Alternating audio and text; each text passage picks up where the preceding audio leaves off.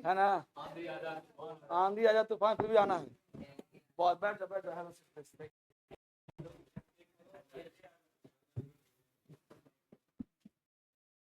आज मौसम बड़ा कातिलाना है। सोने वाला मौसम, पढ़ने वाला मौसम तो है थोड़े है।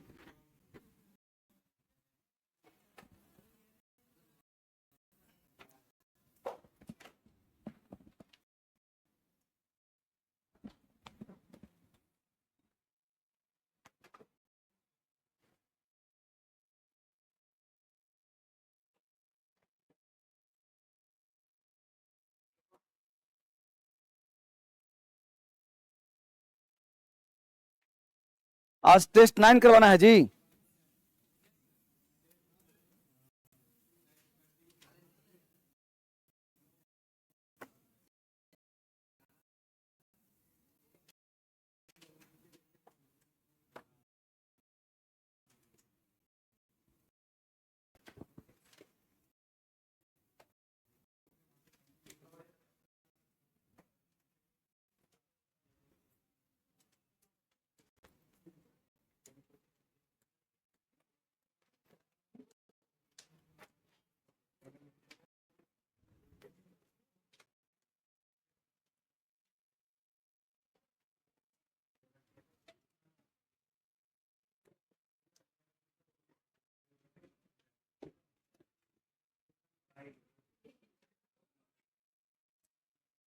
टेस्ट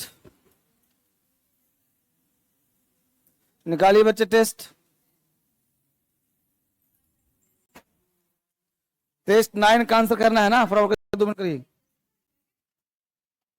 पहला है questions, there is only one of this novels that are नहीं दैट इज होगा, क्योंकि ओनली वन जहां भी आ जाए सिंगल होता है वर्ब, तो आर के स्थान पे इज का प्रयोग होगा। यहां पे आर के स्थान पे इज का प्रयोग होगा, तो दैट इज होगा ना, दैट आर तो होगा नहीं। ये टेस्ट है ना सबके पास।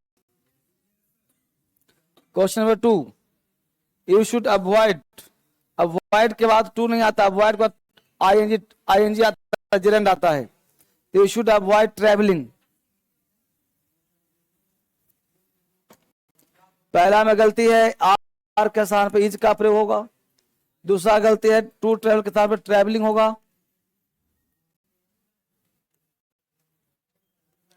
ट्रेवलिंग। तीसरा, लैब स्टार्ट नहीं हुआ अभी।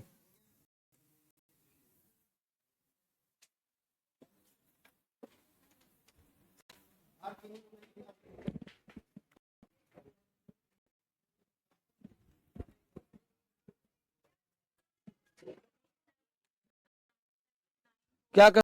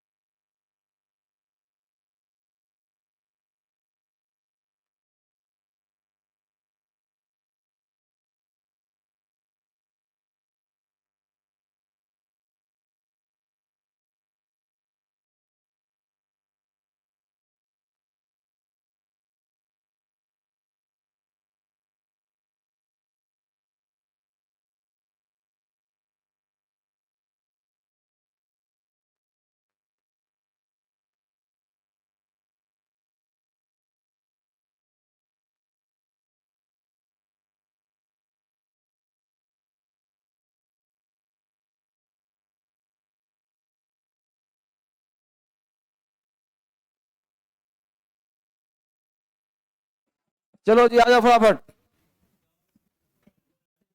हाँ, तो पहला क्वेश्चन का आंसर हो गया इज हो जाएगा, और दूसरे में आंसर हो जाएगा ट्रैवलिंग हो जाएगा। ठीक है, फिर सुन लो, there is only one. Only one का मतलब है एकमात्र, तो जो एकमात्र हुआ तो दैट अपने पड़ोसी को रिप्रेजेंट करता है, तो ओनली वन लगता है जहां लगा होता है उसके अनुसार क्या होता है, सिंगुलर, तो आर के स्थान पे इज हो जाएगा। अब वॉइड के बाद हमेशा आईएनजी क्या पे होता है, वॉइड, अवेल, ऐसे शब्द हैं जो जेरेंड को लेता है, आईएनजी को लेता है, इसलिए वॉइड ट्रेवलिंग हो जाएगा। ठीक है। तीसरा, जहां भी it is right time, it is high time, it is about time आ जाए वो सिंपल पास्ट का प्रयोग होता है। ठीक है। तो ही स्टूड ओनली कहा हो गया, तो it is high time he stood, बिल्कुल सही दिया है। ऑन, हाँ बच्चे, जहां पे ओनली वन आ जाए वो हमेशा होगा सिंगुलर। दैट के पहले नोवेल से होना चाहिए था आर, लेकिन उसके पहले क्या लिखा, ओनली वन, तो क्या हो जाएगा, सिंगुलर। ठीक है। अब देखो यहाँ पे कॉन्सेप्ट का क्वेश्चन है, जहां पे it is time, it is high time, it right time आ जाए, हर बात है सिंपल पास्ट, बिल्कुल सही है। लेकिन आगे दिया है कि अपने पैरों पर, दो पैरों पर, तो पैर तो दो ही होते हैं ना, तो ऑन हिज लेग्स हो जाएगा, टू क्यों लगेगा, अरे अपने पैरों पर खड़ा होगा ना जी, तो टू लेग्स क्या होता है,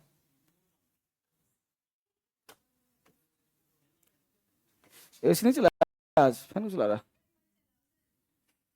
फैन बंद कर दो, एसी चला दो,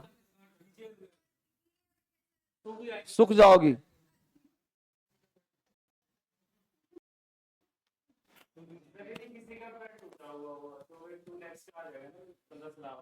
हाँ, ये इतना दिमाग मत लगाओ, सारे फैन बंद करो, वहां से नॉइज हो रहा है। स्टार्ट कर दिया मैंने, स्टार्ट हो गया, स्टार्ट हो गया, स्टार्ट हो गया, सी स्टार्ट कर दिया, सी मैंने स्टार्ट कर दिया बेटा। ठीक है ना, चलो अब तो शांत हो गया। तो इट इज यहाँ पे क्या हो जाएगा, ऑन हिज लेग्स, क्या बोलते हो, अपने पैरों पर खड़े हो जाओ, ये थोड़े बोलते हो कि अपने दो पैरों पर खड़े हो जाओ। ठीक है। नंबर नेक्स्ट, एक साथ में आ जाओ। The secretariat, the secretary and the principal, दो बार द लगाए गए हैं जी, of the college are attending, बिल्कुल देखो द दो बार लगा तो आर लग गया है ना, ये क्या लिखा है, the secretary and the principal of this college,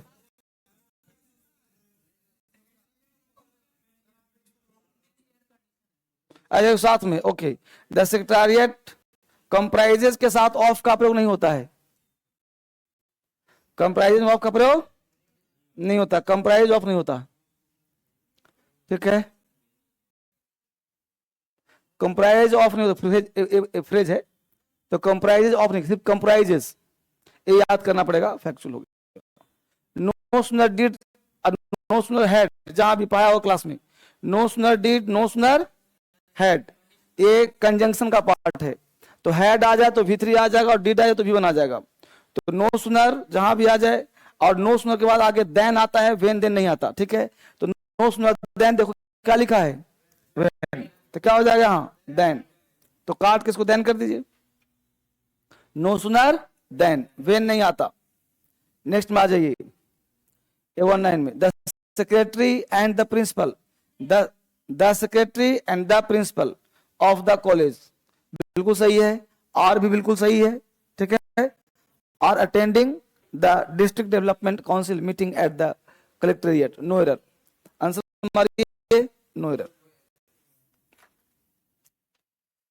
ये पूरा मिसलेनियस टेस्ट है, ये 110 में आ जाइए। एवरीवन जहां भी आ जाए सब हो जाता है सिंगुलर, तो everyone of the films you suggested, are नहीं आएगा, इज आएगा, आर के स्थान पे इज का प्रयोग, आर के स्थान पे इज का प्रयोग। 111, the sea looks, as if के बाद हमेशा वर आता, पता है ना, एज इफ, एज दो, चाहो तो याद कर लो, एज इफ, एज दो, इवन दो, ऑल दो, जहां भी आ जाए वर का प्रयोग करते हैं। कल्पना हो गया, एज इफ, एज दो, इवन दो, ऑल दो, जितने प्रकार से दो, एज दो, ऑल दो, इवन दो, एज दो, ऑल दो, इवन इफ, एज इफ, इन सबके साथ वर आता है, WERE। तो 111 में हैडबिन को काट के वर लगाइए, हैजबिन को काट के, कहां गया जी, हाँ ठीक तो है, काट के वर लगाइए यहां पे, see looks as if it were, 112, the fact of me, the fact of mine, या the fact of my being, या माइन नहीं माई लगाइए, the fact of my being, being क्या आईएनजी है, तो उसके पहले क्या चाहिए, एडजेक्टिव चाहिए, तो मी तो ऑब्जेक्ट हो गया, the fact of my, my being a stranger, the fact of my, M by, नहीं माई के बाद क्या चाहिए, जिरन चाहिए ना, my going, excuse my coming late, तो माई के बाद क्या चाहिए, before.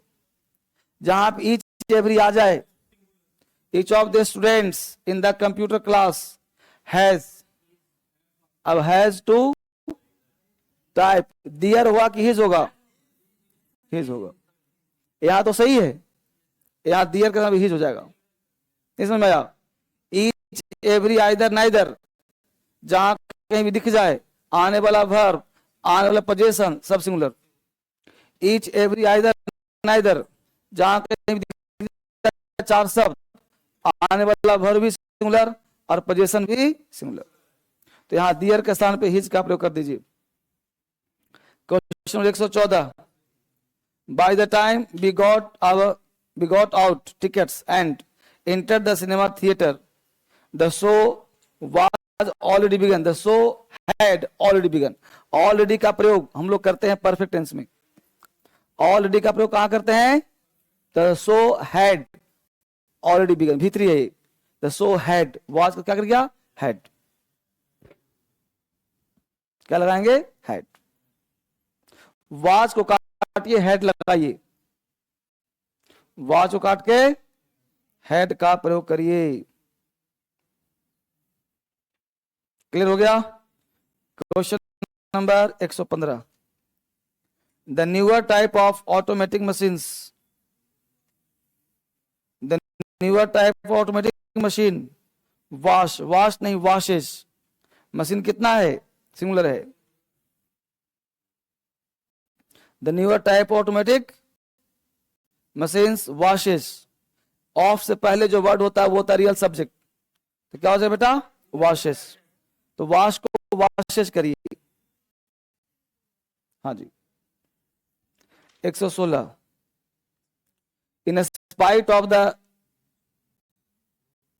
in spite of the road block, the guards allowed us to enter the restricted, to लगा यहां पे, to enter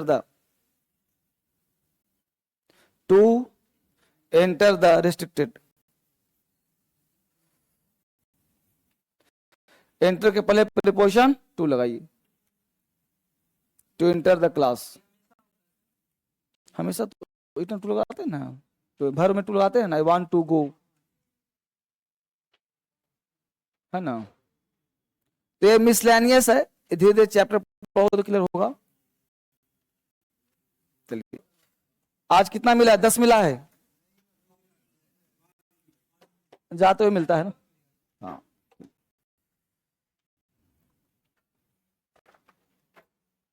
कल हम लोगों ने ट्रांजिटिव इन ट्रांजिट समाप्त किया था, आज का क्लास बहुमूल्य होने वाला है,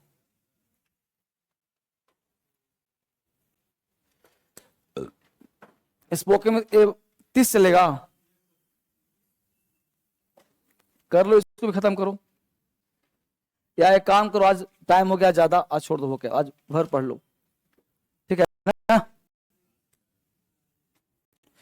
ट्रांजिटिव इन ट्रांजिटिव कल हो गया था, सब पूरा कर लिया था, अब फाइनाइट और इनफाइनाइट पढ़ना है। देखिए आज का क्लास बहुमूल्य क्यों है कि आज ही आपका वर्ब स्टार्ट हो रहा है, फाइनाइट और infinite, finite verb, infinite verb,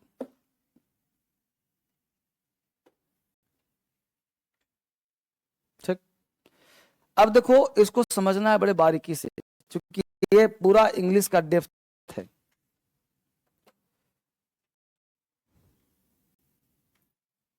finite infinite, finite का मतलब अब थोड़ा जड़ में खंगालता हूं, कल पूरा बेस समझ में आ गया था ना क्या होता है, इरेगुलर, इरेगुलर, ट्रांजिटिव, इन ट्रांजिटिव, आज फाइनाइट इनफाइनाइट समझ गया तो इंग्लिश समझ में आ जाएगा आपको। फाइनाइट का मतलब होता है बेटा निश्चित, और इनफाइनाइट मतलब अनिश्चित। निश्चित अनिश्चित, निश्चित वर्ब और अनिश्चित वर्ब। निश्चित क्या होता है, अनिश्चित क्या होता है भाई? तो समझना यह है कि इंग्लिश में दो ही चीज है, सब्जेक्ट और वर्ब है। Subject singular, verb singular, subject plural, verb plural. तो कहता है कि वैसा कोई भी वर्ब जो सब्जेक्ट की बात मानता हो उस वर्ब को कहते हैं फाइनाइट वर्ब, और वैसा वर्ब जो सब्जेक्ट की बात ना माने उसे बोलते हैं इनफाइनाइट वर्ब। समझ पाए बात को? अब बात मानने से क्या मतलब है सर? अरे सब्जेक्ट होगा सिंगुलर तो सिंगुलर ही होगा, प्लूरल तो प्लूरल ही होगा, लेकिन कहना है कि ना सब्जेक्ट कुछ भी रहे, कोई फर्क ना पड़े, इस पर कोई फर्क ना पड़े। तो फर्क ना कैसे पड़ेगा? एक फैमिली में हो तो परिवार का हिस्सा ये है, परिवार के तुम हो, तो जो करेगा तो भुगतना पड़ेगा ना, तो फर्क तो पड़ेगा ही पड़ेगा। या तो तुम दूर चले जाओ या दूर हट जाओ, फैमिली से हट जाओ। समझ पा रहे हो? इसका मतलब ये हुआ कि फाइनाइट वह वर्ब है जो निश्चित है, और इनफाइनाइट वह वर्ब है जो निश्चित है। निश्चित अनिश्चित थोड़ा समझिए, तब थोड़ा समझ में आएगा। थोड़ा समय 5-10 मिनट घुमाता हूं आपको दुनिया में, फिर समझ में आपको आएगा।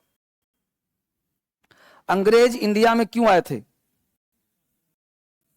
शासन करने ही, व्यापार करने। ठीक, शासन करने का मकसद नहीं था उनका, उनका मकसद था व्यापार करना। लेकिन यहां आकर के मजबूरी में शासन करना पड़ गया। आपको मजबूरी में कैसे? सबसे पहले शासन का मतलब क्या समझते हो? अभी जैसे मोदी का शासन है, तो मोदी का शासन तो क्या डंडा लेके मोदी हर गेट पे खड़े हैं? नहीं ना जी।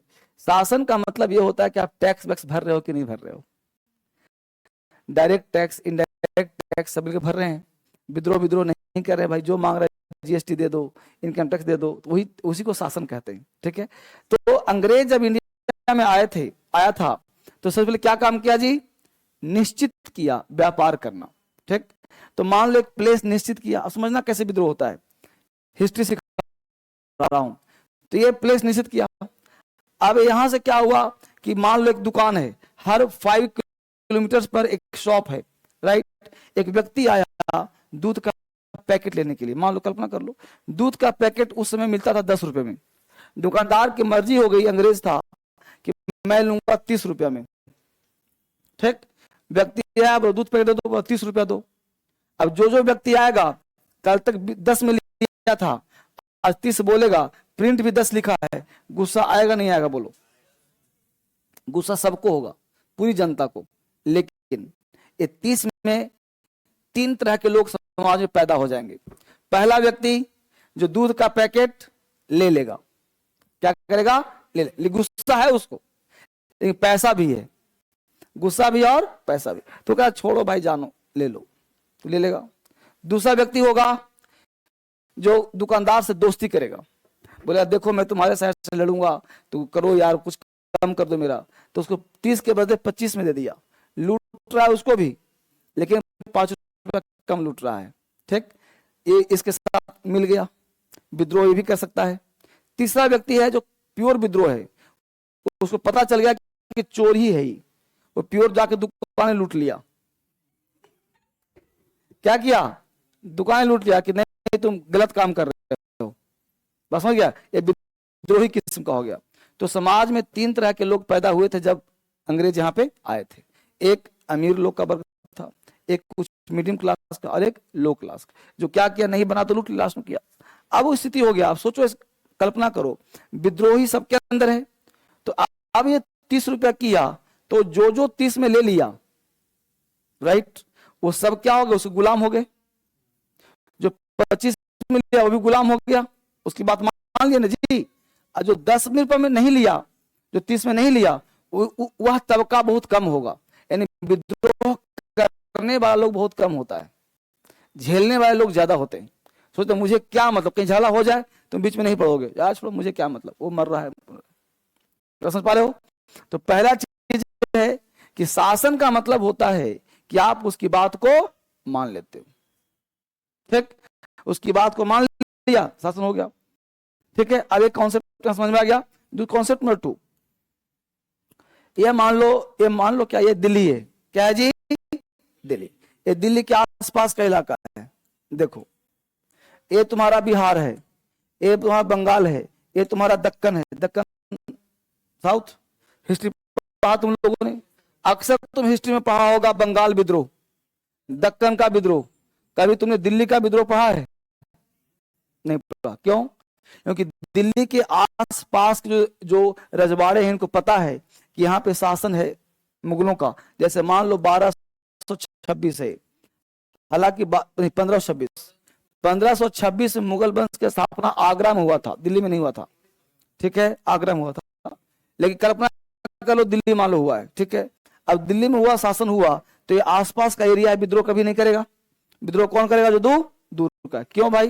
अब सोचो, आज से 20 साल सॉरी आज से 500 साल, 1000 साल पहले कहीं रोड हुआ करता था? ना तो रोड था, ना आरओ का पानी था, ना डीएसएल कोचिंग था, कुछ था? सिर्फ जंगल रहे होंगे? नहीं जी, जंगल रहा होगा। अगर किसी को बिहार पहुंचना है तो कम से कम 3-4 महीना जाने में। कैसे जाएगा? पैदल जाएगा, वो भी तुम्हारे पास नेट भी नहीं होगा कि नेट पहुंच है कि नहीं। बैलगाड़ी, नाव, ट्रेन भी नहीं, पैदल, हाथी घोड़ा, ये ना होगा। अब सोचो कि पैदल जाना, उसको पता नहीं किस एरिया में हम जा रहे हैं। नहीं, सांप बिच्छू, अगर यहां से आक्रमण करने के लिए 3000 लोग चला बिहार में, पहुंचेगा 2000। क्यों? 1000 रास्ते में साफ हो जाएगा, लौटेगा 1000। सांप बिच्छू, वही पानी कुत्ता पी रहा है, वही पानी आदमी पी रहा है। वही पिएगा जी, नदी का पानी पिएगा, और क्या पिएगा? नदी का, नाले का, वही सब पानी पिएगा। खाना पीना कहां से खाएगा भाई? रास्ते में कहां गांव है? कल्पना करो, सोचो तुम लोग कितने अच्छे जीवन में जी रहे हो। डीएसएल तुम लोग के लिए तैयार है, उसमें कुछ नहीं था, है कि नहीं? आरओ पानी भी यहां रखा हुआ है कि नहीं? अब देखो क्या था बेटा, पहले से लाइफ बहुत सुधर गया है। लाइफ पहले से बहुत अच्छा हो गया है। उसमें में कुछ लाइफ था ही नहीं, ना लाइट था, ना बिजली था, ना पानी था, ना खाने को ठीक, ना पीने को ठीक। तभी औसत आयु बहुत कम था, अब औसत आयु बढ़ गया ज्यादा।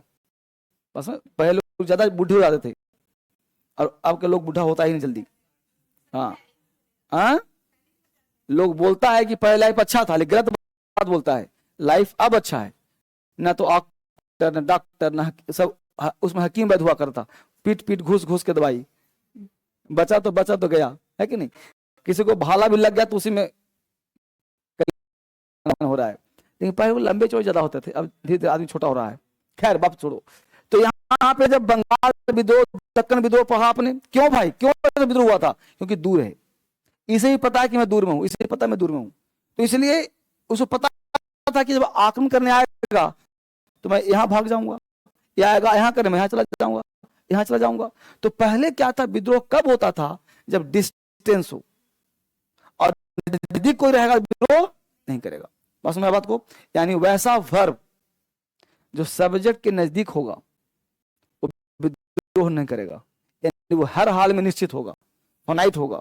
और वह वर्ब जो सब्जेक्ट से दूर होगा वो विद्रोही होगा, मतलब वो इनफिनाइट होगा। इसका मतलब जो फाइनाइट होगा वो वर्ब होगा, और जो इनफिनाइट होगा वो वर्ब नहीं होगा। नहीं समझे भाई? जो नजदीक है, सब्जेक्ट के बाद लिखा मैंने वर्ब, तो हर हाल में वर्ब भी कहलाएगा, क्योंकि सब्जेक्ट के पास है। इसकी बात इसे माननी पड़ेगी, नहीं मानेगा तो कोड़े लगेंगे इसको, समझ गया? तो सब्जेक्ट के पास होने वाला दुनिया का हर वर्ब कौन सा वर्ब कहलाएगा? अब मान लो इस सेंटेंस में आगे फिर से वर्ब मिल गया, तो ये वर्ब क्या होगा? वर्ब नहीं कहलाएगा, ये वर्ब नहीं कहलाएगा।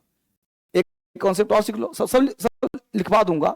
वैसा कोई भी वर्ब जो मात्र एक हो, मतलब किसी सेंटेंस में एक वर्ब हो, तो हर हाल में फाइनाइट होगा, हर हाल में फाइनाइट, शासन होना ही होना है। और मान लो कि सेंटेंस में 2 वर्ब हो, तो जो नजदीक वाला है वो, और दूर वाला है वो, यानी किसी में वर्ब अगर सब्जेक्ट से शासित नहीं हो रहा है, इसका मतलब वर्ब की जाति में है, लेकिन वो वर्ब है नहीं। बस में तो एक था आतंकवादी जो दिल्ली में फांसी हुआ था, उसको क्या नाम था जी? कौन? कसाब। तो उसके माता जी या पिताजी से पूछा गया, कोई भी रहा होगा, पूछा गया कि बेटा आपका है, बोला कि ना मेरा बेटा ना है। ये सत्य बात है, मतलब पाकिस्तान का था, पूछा गया बेटा आपका है, बोला ना मेरा बेटा ना है। मतलब उसकी बेटा था, अपने बेटा मानने से क्या कर दिया, इनकार कर दिया। मतलब उसकी जाति में था, उसने मना कर दिया मेरा बेटा नहीं है। समझ पाए बात को? एक आदमी के दो बेटा, एक ओसामा एक ओबामा। ओबामा बन गया अच्छा पुत्र तो बन गया राष्ट्रपति, ओसामा बन गया बुरा पुत्र, बन गया आतंकवादी। समझ पाए बात को? कहने का मतलब यह है कि वो वर्ब तो है, लेकिन चूंकि सब्जेक्ट के पास नहीं है, इसलिए वो फाइनाइट वर्ब नहीं है। क्या हो जाएगा, इनफाइनाइट वर्ब। ये तो मैं याद करवा दिया सब आपको कि दुनिया का कोई भी वर्ब यदि सब्जेक्ट के पास होगा, उसका नाम क्या होगा, फाइनाइट वर्ब। कौन सा वर्ब? और वह वर्ब जो सब्जेक्ट से आए दाएं रहे, डिस्टेंस में रहे, सब्जेक्ट की बात ना माने, वो सब कहलाएगा इनफाइनाइट वर्ब। विजन हुआ क्लियर? चलिए अब जो कहा है सब लिखवा देता हूं, फिर एग्जाम्पल समझा देता हूं क्या मामला है, फिर चलता हूं डिटेल क्लास में, ठीक है ना? आराम आराम से देखिए, लिखिए इसको, फाइनाइट और इनफाइनाइट। क्या लिखा, ऐसा कोई भी वर्ब जिस पर सब्जेक्ट का शासन हो उसे फाइनाइट कहलाता है, और जिस पर शासन ना हो, यहां जोड़ देना,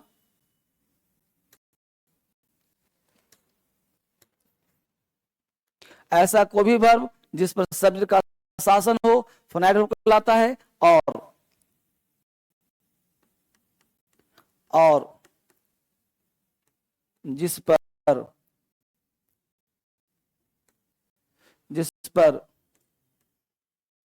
शासन ना हो इनफाइनाइट वर्ब कहलाता है।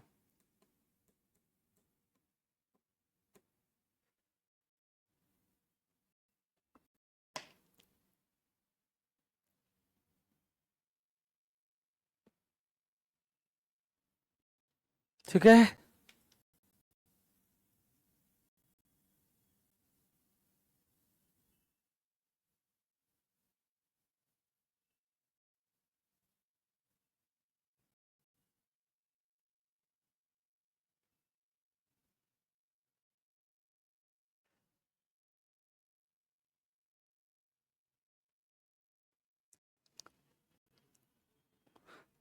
ठीक है। हमने क्या कहा, पहले फोनाइट इनफाइनाइट में अंतर किया, फिर समझाया रूल में कि यदि सेंटेंस के सब्जेक्ट का नंबर पर्सन चेंज करो, अगर भर बदल गया तो फोनाइट, ना बदला तो इनफाइनाइट। यही बात कहा गया।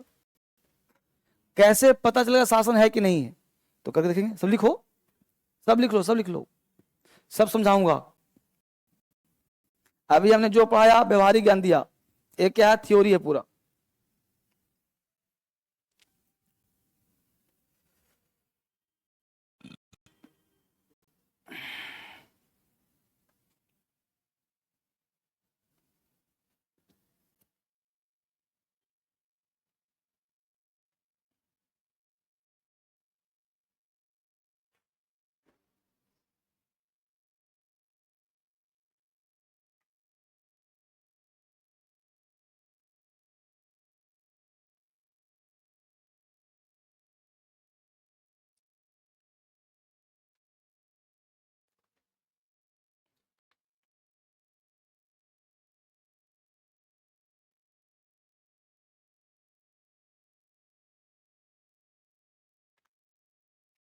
यदि सेंटेंस के सब्जेक्ट का नंबर और पर्सन चेंज करने से वर्ब के फॉर्म में किसी भी प्रकार का परिवर्तन हो तो उसे हम फाइनाइट वर्ब कहते हैं। ऐसा करने से यदि वर्ब के फॉर्म में कोई परिवर्तन ना हो तो उसे हम इनफाइनाइट वर्ब कहते हैं।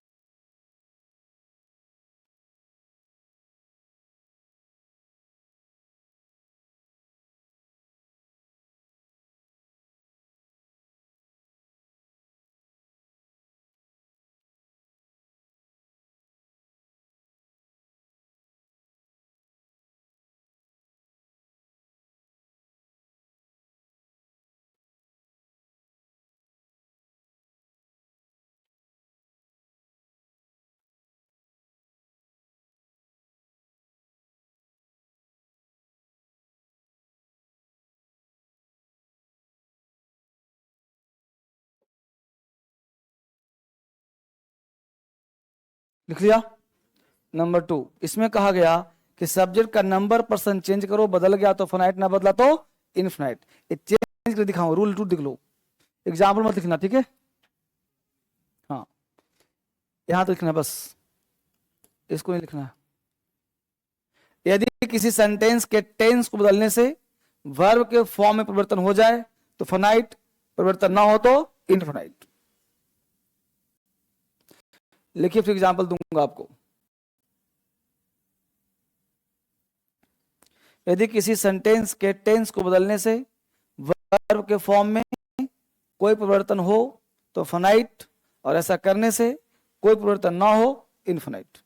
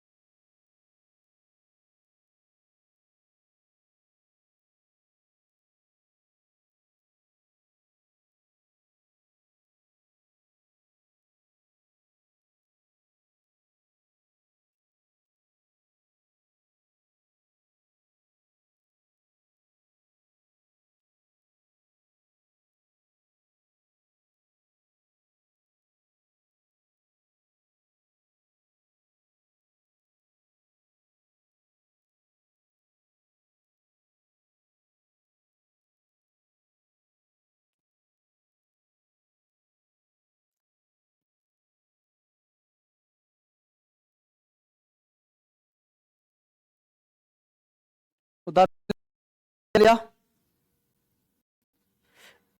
अब यही दोनों रूल को मैं समझाता हूं आपको। पहले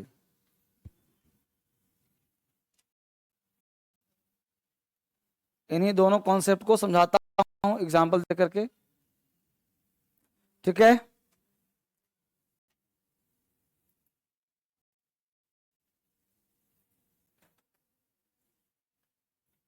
उतार लिया, चलिए आगे। चलिए,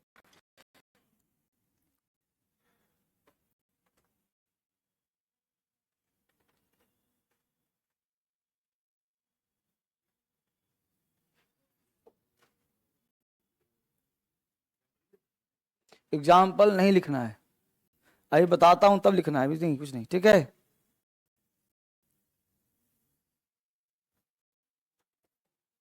देखो, हमने कहा कि सब्जेक्ट के पास जो वर्ब होगा फाइनाइट। अब एग्जाम्पल देखो गौर से, ही गोज टू मार्केट, वही एग्जाम्पल जो पीछे था वही मैं लिख रहा हूं। बाय सम बुक्स, एक एग्जाम्पल पीछे लिखा था, ठीक। अब देखो, ही क्या है तुम्हारा, गोज क्या है, अब मार्केट हो गया ऑब्जेक्ट, बाय फिर से हो गया verb, some books other word हो गया, अच्छी बात। लेकिन पहला रूल कहता है कि यदि सेंटेंस के सब्जेक्ट का नंबर पर्सन चेंज करो, जो जो वर्ब बदल गया, एक वर्ब यहां एक वर्ब, जो वर्ब बदल गया फाइनाइट, ना बदला तो इनफाइनाइट। ये अलग बात है कि हम लोग को पहले से पता है कि फाइनाइट यही है और इनफाइनाइट ये है। क्यों पता है सर? सब्जेक्ट के नजदीक जो रहेगा वो और दूर जो रहेगा वो, ये तो नॉलेज मिल गया आप लोगों को, लेकिन प्रूफ कर रहा हूं, ये तो थ्योरी हो गया, जो बात कैसा था, व्यवहारिक ज्ञान, ठीक। लेकिन अब हमको ग्रामर के अनुसार चलना है। तो नंबर पर्सन मतलब ही कौन सा पर्सन है, थर्ड पर्सन।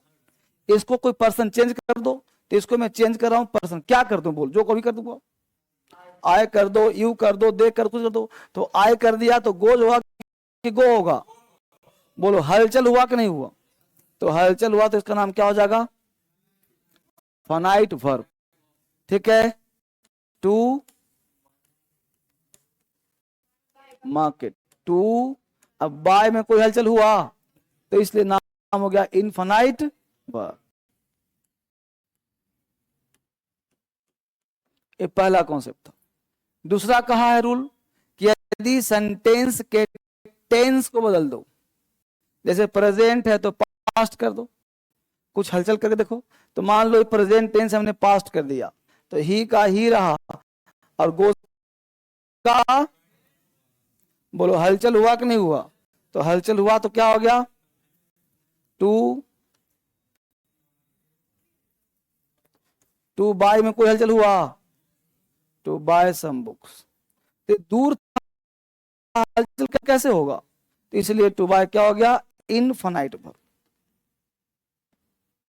समझ में आया?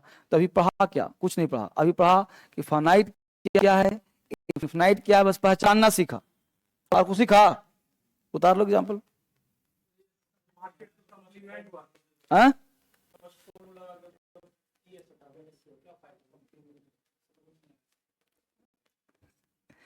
अरे मैंने पढ़ाया कुछ नहीं, मैंने कहा कलम की पहचान ये होगा कि ऐसा हो, आगे से नुकीला हो, ऊपर ढक्कन लगा दो, कलम कहलाता है। पहचान लिया? हमने कहा गोज वर्ब है, ठीक, गोज वर्ब है, फनाइट है, क्या प्रूफ फनाइट वर्ब है? हमने कहा गोज फनाइट वर्ब है, तुमने कहा बताओ सर कैसे प्रूफ कीजिए। तो प्रूफ कैसे करोगे इसको? हमको कैसे पता कि ही का शासन है इस पर? जैसे मेरा शासन तुम पर है, कैसे पता? कोई आदमी आ गया बोला कि आपका तो कि विद्यार्थी आपका है, आपकी बात माने, कैसे पता? तो मैंने कहा खड़ा हो जा, तुम खड़ा हो गए, बैठ जा, बैठ गए।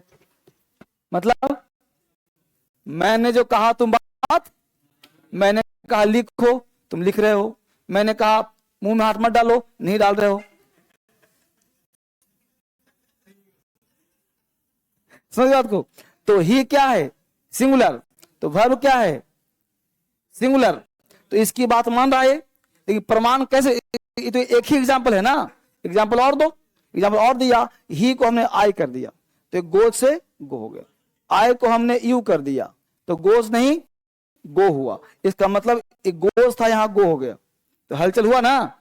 इसका मतलब है कि गोज अपने मन से नहीं चल रहा है, सब्जेक्ट के मन से चल रहा है, इसलिए इसका नाम हो गया फनाइट। ये तो एक हो गया। मान लो कोई बल्ला कहता कि ही हम सी कर देंगे, तो सी तो गोज ही होता, ज्ञान कम है बच्चे के पास। तो एक मेथड ग्रामर ने और दिया, ये काम करो, नहीं समझ में आ रहा है तो टेंस चेंज कर लो, ये प्रेजेंट है ना, पास्ट कर लो। तो ही को ही रहने दिया और पास्ट करेंगे तो V1 V2 हो जाएगा ना। तो गो जो क्या कर दिया? वेन। तो हलचल हुआ कि नहीं हुआ? इसका मतलब है कि इसका शासन है, तो सब्जेक्ट का शासन है तभी तो फनाइट है। ठीक, यहां पे देखो बाय बाय बाय बाय कोई हलचल है इस पे? इसका मतलब कि इस पे कोई हलचल सब्जेक्ट का नहीं है। तुम कुछ भी कर लो, मैं जस के तस रहूंगा, इसका मतलब ये इनफाइनाइट है।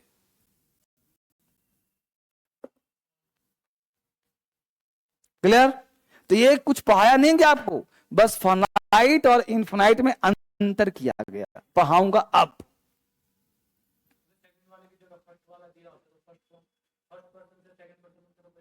कोई फर्क नहीं होता, तो दो रूल है ना। हाँ, टेंस करते दो रूल दिया गया, और ना कोई रूल काम ना करे, धर्मेंद्र है ना भाई, कि सब्जेक्ट के पास जो वर्ब वैसा फनाइट है ना। और एक रूल और समझ लो कि जिस सेंटेंस में एक ही मेन वर्ब हो, फनाइट ही होगा। दूसरा जान लो कि सब्जेक्ट के पास दुनिया कोई वर्ब, डिक्शनरी का कोई वर्ब हो, सब फनाइट होगा।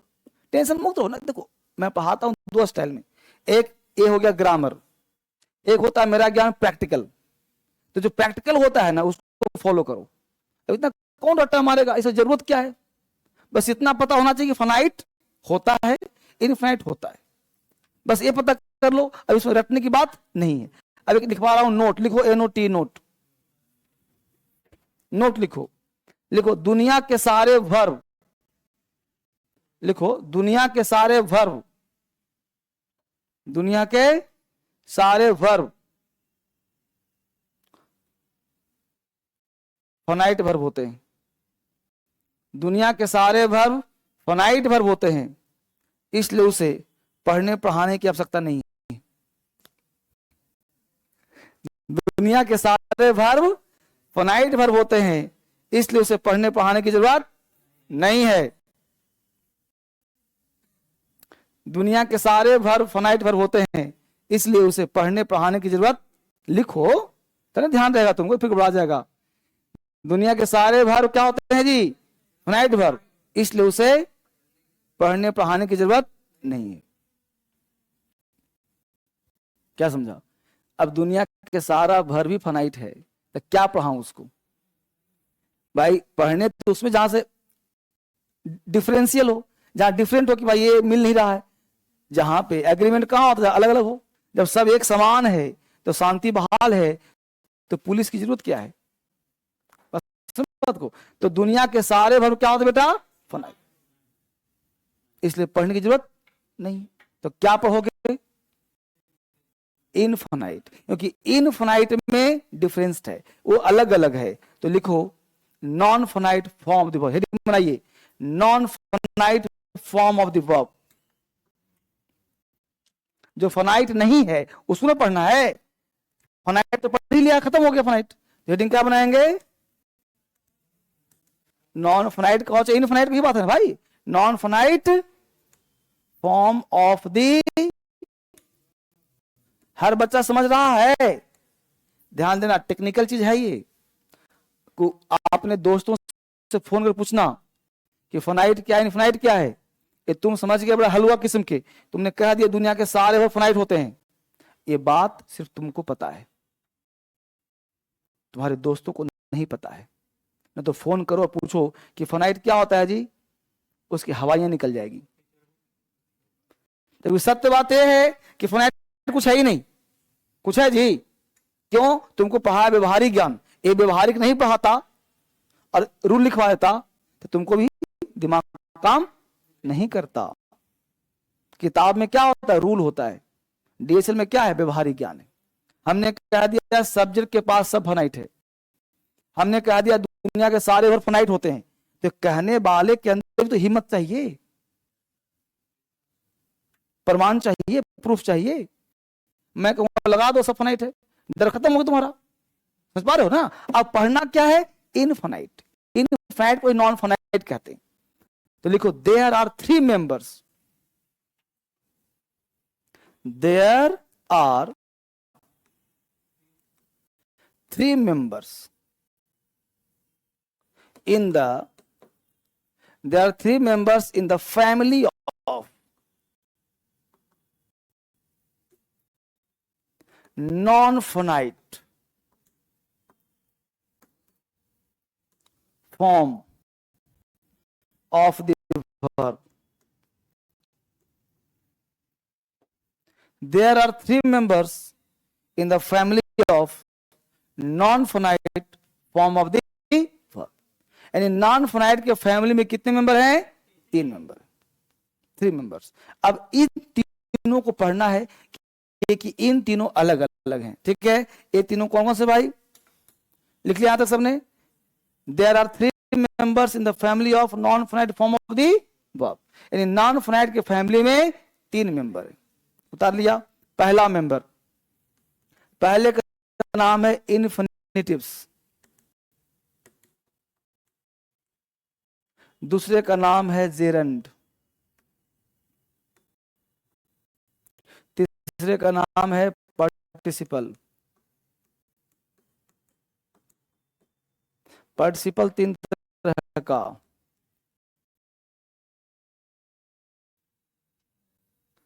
प्रेजेंट पार्टिसिपल, पास्ट पार्टिसिपल,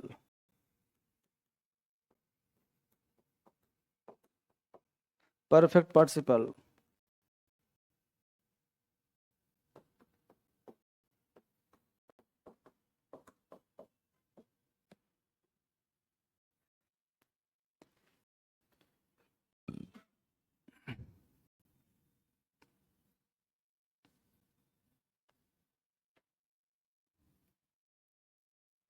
ये सब को क्या नाम देंगे हम? Non finite. अब कोई व्यक्ति पूछे फाइनाइट नॉन फाइनाइट में बेसिक अंतर बताओ, तो बोलना भाई फाइनाइट का मतलब होता है वर्ब, और नॉन फाइनाइट वर्ब नहीं होता वो। एक से सब वर्ब है जाति से, काम से नहीं। वर्ब की जाति में है, वर्ब की फैमिली में है, वर्ब की बात नहीं मानता। कोई कोई पुत्र ऐसा होता है जो बाप की बात नहीं मानता है, तो जाति तो उसी कहलाएगा, बाप का नाम वही होगा, लेकिन उस जाति में नहीं है। बाप कहता है मैं समझ गया, तू निकल के घर से बाहर, शादी वादी करके बसा लिया घर कहीं, समझ पा रहे हो ना। तो जो नॉन फाइनाइट है ना, वो बेगाना हो गया है, घर से निकल गया बाहर, यानी इन्फिनिटिव वर्ब तो है लेकिन वर्ब नहीं। तो क्या है फिर, ये क्या काम करेगा? तो इंग्लिश में पार्ट्स ऑफ स्पीच लिमिटेड ना है भाई, 8 ही ना है जी, हालांकि हमें 9 बना दिया है, लेकिन पार्ट्स ऑफ स्पीच निश्चित है। तो जाहिर सी बात है कि इन्फिनिटिव, जेरेंट पार्टिसिपल, प्रीपोजिशन तो बनेगा नहीं, क्योंकि प्रीपोजिशन फिक्स है, on, in, at, within, without. Conjunction तो बनेगा नहीं भाई, कंजंक्शन एंड बट होता है तो फिक्स होता है। कंजंक्शन का अपना दुनिया अलग है, प्रीपोजिशन दुनिया अलग है। तो बन क्या सकता है? तो बन सकता है नाउन, बन सकता है एडजेक्टिव, बन सकता है एडवर्ब, समझ पा रहे हो ना? बन सकता है सब्जेक्ट, बन सकता है ऑब्जेक्ट, बन सकता है एडवर्ब, बन सकता है एडजेक्टिव, और क्या बनेगा? बस। तो जितने टर्म लिखा गया, ये सबका काम क्या होगा? या तो बनेगा सब्जेक्ट, या तो बनेगा, सबकी बात करो यहां से वहां तक, सबका या तो बनेगा सब्जेक्ट, या तो बनेगा ऑब्जेक्ट। भाई जब वर्ब नहीं है तो या तो खुद बन जाएगा मालिक, नहीं जी भाई, अपना दुनिया बसा लेगा तो अपना शादी कर लिया, तुम्हारा बाल बच्चा हुआ तो देखभाल तू न करेगा कि बाप बस जाएगा कि पैसा दो शादी किए? नहीं ना। अरे बाप सेवा तब करेगा जब तू उसकी आज्ञा से करेगा शादी। तब तुम्हारा बिहार का एक फैशन है, इंडिया का, कि बाप महतारी जो इंडियन होते हैं ना, वो बुढ़ापे तो बेटा को बेटा समझता है। और अमेरिका में है कि 16-20 साल का हुआ, निकाल दे, जा कमा खा अपना। वहां बेटा भी कहता है पिताजी पिताजी मेरी नई गर्लफ्रेंड, पिताजी कहता है ये मेरी वाली नई गर्लफ्रेंड है। तो वहां का फैशन अलग है, वहां बाप भी अपने गर्लफ्रेंड के साथ, बेटा भी अपने। और इंडिया में क्या है? इंडिया में है कि अगर बाप का दर्जा मिल गया फिर तुम गर्लफ्रेंड नहीं बना सकते, फिर बेटा तुमको पीट देगा, समझ रहे हो? हाँ, कुछ बेटा उस टाइप का जो अपना शादी बना लिया अलग, तो बाप फिर खर्च नहीं देता उसको, वही बात है, बेगाना हो गया वो, समझ रहे हो? तो जितने भी वर्ब हैं यहाँ पे, जितने वर्ब हैं, ये सारे वर्ब हैं लेकिन जाति से हैं, कर्म से नहीं। तो ये बनेंगे क्या सर? तो किसी का रोल सब्जेक्ट में, किसी का ऑब्जेक्ट में, किसी का नाउन में, किसी का एडजेक्टिव में, किसी का एडवर्ब में, बस यही काम है इसका। कई बजे बताते हैं 3-4 चीज, noun, adjective, adverb, subject, object. जो नाउन होगा बनेगा सब्जेक्ट, समझ रहे हो ना? तो मेंटली मेकअप हो गया, ठीक। अब ये दिखता ऐसा है, इसका पहचान कैसा है? तो इन्फिनिटिव का पहचान क्या भाई? तो आज की बात, किसी भी वर्ब में टू लगा दो, वो बन जाएगा इन्फिनिटिव। वर्ब में टू लगा हुआ शब्द क्या कहलाएगा जी? इन्फिनिटिव्स। जो पीछे वाला एग्जाम्पल है चेक करो, वहां टू लगा के नहीं लगा है, टू बाय लगा होगा। अब बोलो उसका इन्फिनिटिव हुआ, और इन्फिनिटिव का मतलब होता है या तो सब्जेक्ट या तो ऑब्जेक्ट, इसलिए वो वर्ब नहीं है, ऑब्जेक्ट है, इसलिए वो चेंज नहीं हुआ। बात नहीं माना, विद्रोही कर दो क्या हो? तो 2 + V1 जहां कहीं भी लिखा मिले आज के बाद दुनिया कोई सेंटेंस में, उसका नाम क्या कहना? इन्फिनिटिव्स। वर्ब जो होता है वो अकेला होता है, V1 होता है, V2 होता है, ये अकेला नहीं, टू लगा हुआ है। जेरेंट का मतलब होता है V1 + ing बराबर V4। प्रेजेंट पार्टिसिपल भी होता है बेटा V4, पास्ट पार्टिसिपल भी होता है V3, और परफेक्ट पार्टिसिपल का पहचान है हैविंग + V3, हैव नहीं, हैविंग।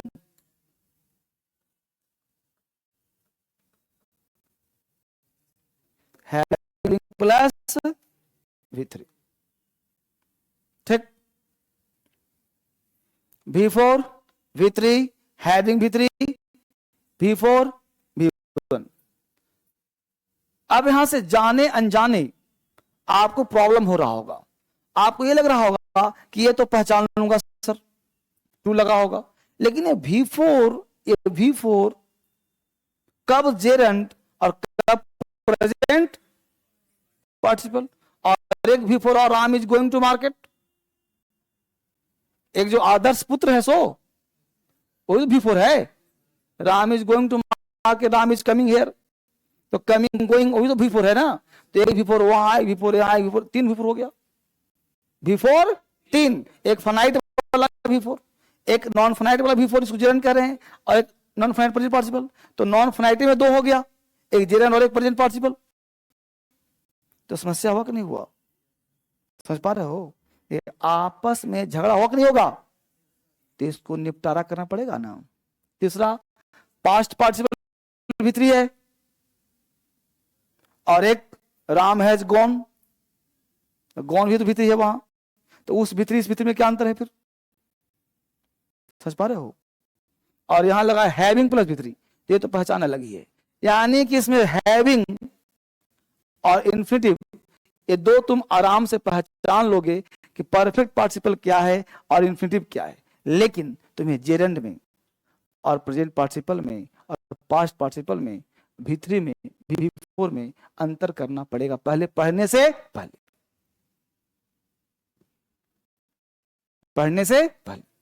तो पढ़ने से पहले हम लोगों को करना पड़ेगा सर्वे। आराम से सर्वे करेंगे, पता करेंगे कि V4 क्या होता है, V3 क्या होता है।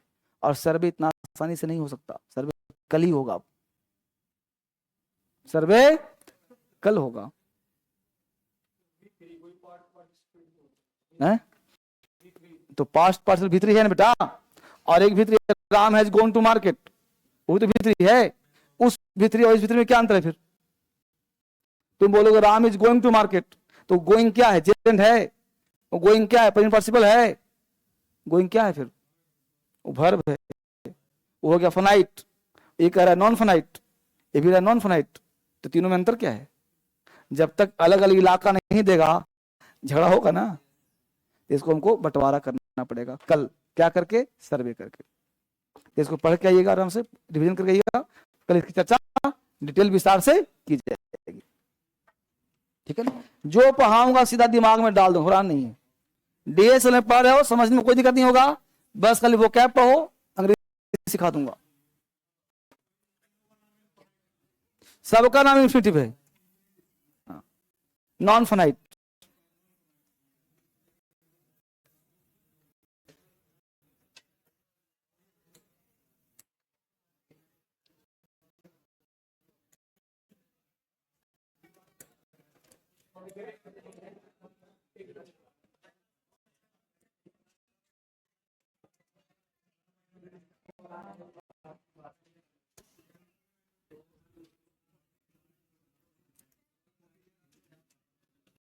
हाँ, पेट पेट कैसे फटता है बेटा,